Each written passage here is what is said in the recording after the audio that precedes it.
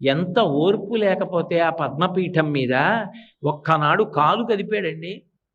ఒక్కనాడు ఎన్నాళ్ళు నించోనరా ఇలాగా, ఓ కుర్చీ వేయండి అని కూర్చున్నాడా, పడుకున్నాడా?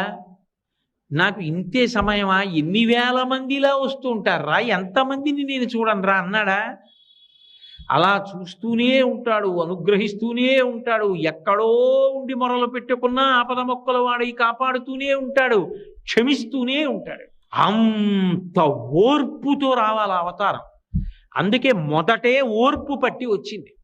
రావడం అన్ని అవతారాల్లాగా రాలేదు.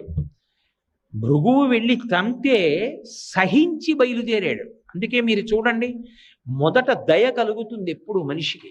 దయ కదిలితే కార్యం నడుస్తుంది. నేను అలా వెళ్ళిపోతున్నాను అనుకోండి, ఏదో దేవాలయంలోకి వెళ్ళి హుండీలో 100 రూపాయలు వేద్దాం అనుకుని వెడుతున్నాను. వెడుతుంటే ఒక పిల్ల తల్లి కంఠం పట్టుకుని గట్టి